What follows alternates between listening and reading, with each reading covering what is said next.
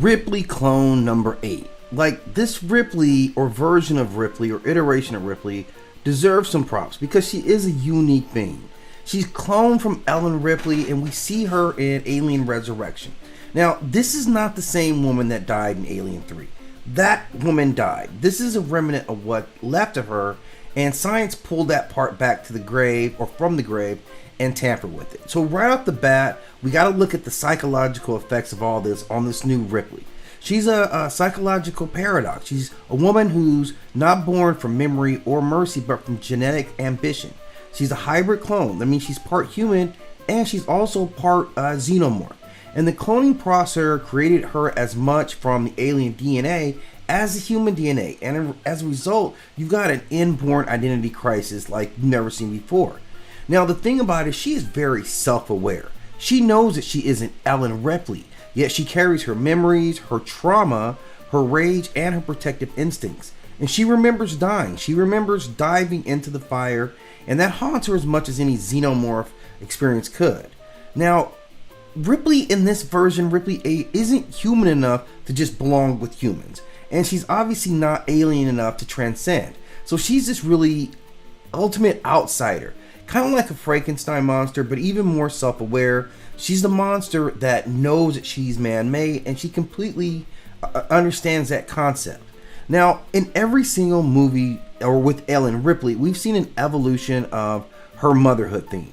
And it continues with this in a very twisted way, kind of beyond recognition.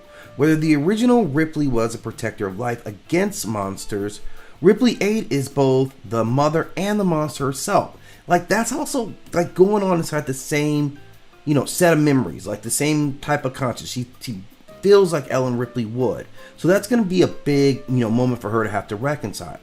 And then she's being treated by the aliens as their mother because they can smell her blood. They treat her as a queen, someone who should be feared and worshipped. The moment when she kills the newborn hybrid, it's not really heroism in the sense that we would think. It's kind of a mercy killing because she understands what this terrible thing is. Like, there's literally nowhere where you're going to be accepted at all.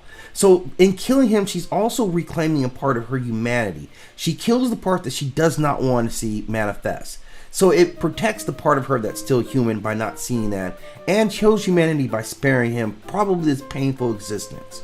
So when we see this new Ripley, we have to remember that she's all new, but that PTSD that Ripley had didn't die in Alien 3. It's also encoded into her cells. I think they said passed on like strength. The scientist makes a mark about it. But she's got the scars, she has acid blood, and she has this kind of detachment. And all these are expressions of a survival's kind of fractured psyche. She's touched like the uncomfortable intimacy with this alien, but she's still human at some point. She bonds with the people from the Betty. She ultimately, tries to show mercy for the guy who has the alien chest by just killing him outright. And seeing all those reflections of herself, the previous versions of her, this really, really brought it to the surface. And she still showed massive compassion for them. Very human traits. Something that a more hybrid alien creature would not have done as they were asking for mercy. So she's more than just this bridge. She's something that's operating on a whole nother plane. And yet she's dealing with just an incredible amount of trauma. From a standpoint that she's questioning her humanity, and she has to mock it. Earth has been destroyed. She sees what even these people are doing, being monsters to themselves. And then she sees the monster that is the alien, and she does make a decision. She's detached, but she's not cold. She's highly aware. She's transcendent fear and morality. She's operating in this different realm. She's doing what she feels is right, even though it may seem to be monstrous. So she is a very tragic character. She's kind of the punchline in Ripley's death, that the corporation still was going to pursue her and just milk her for every single thing that they get out of her. So from a standpoint of, again, looking at Weyland-Yutani, yeah, this is what it's like working down there at Weyland-Yutani. Yeah, you can start off a pilot and your clone end up here getting surgery done to pull an alien out of your chest.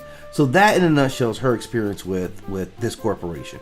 But just a character that deserves her own story. Again, she's not Ellen Ripley, but she's carrying a lot of the things that Ellen Ripley went through. She remembers those things. So this kind of fuses her with that archetype or that lineage, no matter how we try to separate the two. But she is an individual. She does deserve to, kind of make her own path, and she will. And it'll be interesting to see if there's more stories that come about with this character. But man, this is Ripley after years of trauma, finally cloned, but finally free, maybe.